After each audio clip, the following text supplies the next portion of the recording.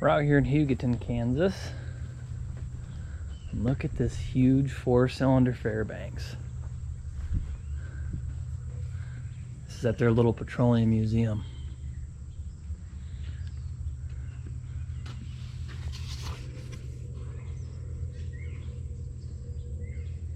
It's a Type D. It's on a generator. This thing looks like it's ran in this spot before at some point. Don't know any history on it,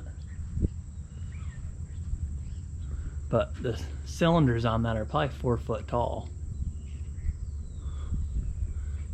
So this is a model 32, 240 horse at 257 RPM. That's pretty crazy.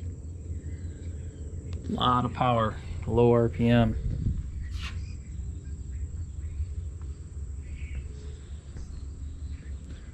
The inspection covers. Get down in the crankcase. And that's a crankcase vent, I believe. Flywheel's probably 8 feet tall. Pretty neat. So obviously to start this, you got your start and your run. Air would come in here, so you'd air start it.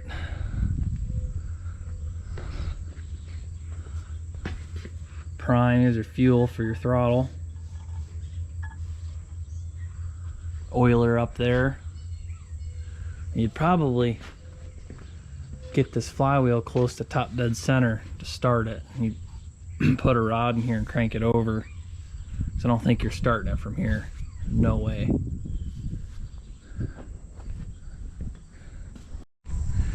Here we got the remnants of what appears to be an old Spud Rig. Don't see the make or model on it. Here's the Derrick. Trying to figure out how it was ran. I don't know much about Spud rigs, but I do know they'd winch up and hammer down, winch up, hammer down. Here's what's left of that belt. Probably went on here.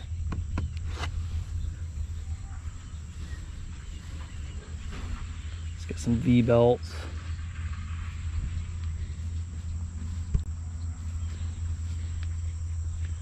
So I don't know what would have ran this. Heck, it could have been an oil pull or a big old Rumley. Could have been a steam engine. Not sure. Here's a set of jars, it looks like, or a bale. No, that's a baler.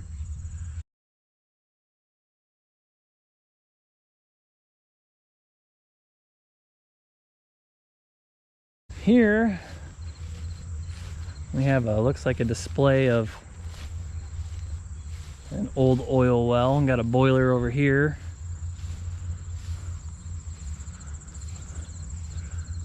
So that Derrick right there would have been left permanent, but I think they drilled. I could be mistaken. Leave a comment if you know more than I do on this, but they would erect these, drill with it, use it for the drill stems to drill, and then leave it. I think it was just more cost effective to leave these stand after the well was completed. But this here is your pump jack. Would actually pump your oil out of the well.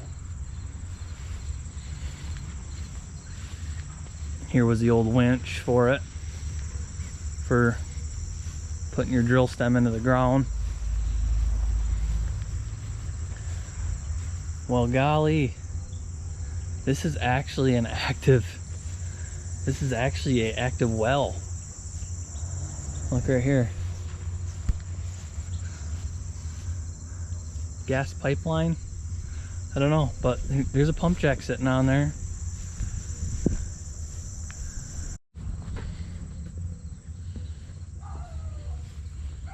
Parkersburg rig and reel. That's a lot of iron. Kind of a sophisticated pump jack. but your flat belt would have ran on here, I'm assuming. Here's your steam engine. It's actual engine. This Ajax steamer. This looks a little small, but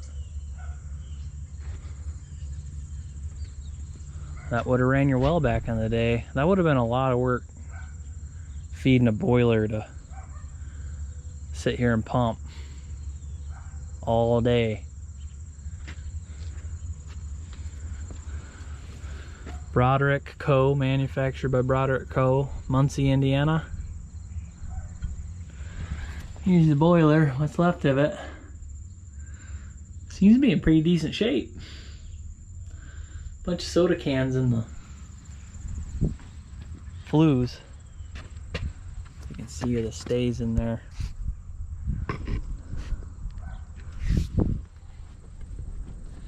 Pretty cool stuff.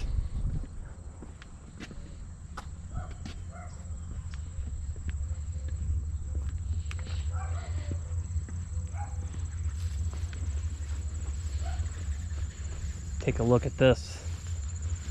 I really don't know if this was an engine or what this was. Yep. Here's a spark plug. Tico 2. Here's the oiler.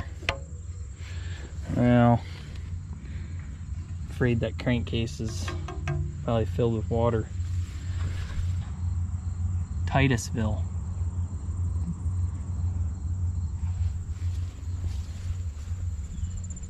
Wonder if it's seized. Yep, she's seized. Big old crack in the crankcase. Here's the last thing at the museum that I came across I cannot identify, and I'm going to assume that this little reel is a wireline reel. I used to do wireline in the oil field a couple years ago, but it's just not heavy duty enough for a large winch cable. So I am wondering, was this for wireline or something? I'm trying to see how it would have even spooled on there and what this mechanism here is for. Let me know if you guys know anything on it. Got a flat belt pulley here with a transmission. Looks like it ran on an electric motor. I've never seen anything like it.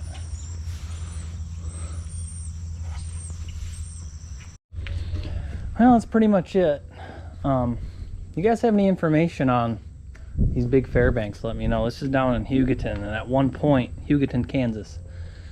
At one point, Hugoton was known as the natural gas capital of the United States. I don't know what still holds that title, but this is what's kind of left of that 1930s, 40s, 20s, I guess, era of natural gas king.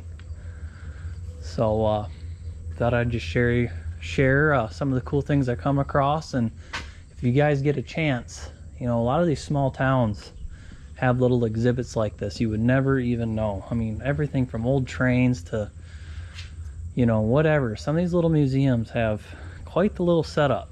So never discount a town that you're driving through if you're on break or whatever. You might come across some pretty neat stuff. So appreciate you guys watching.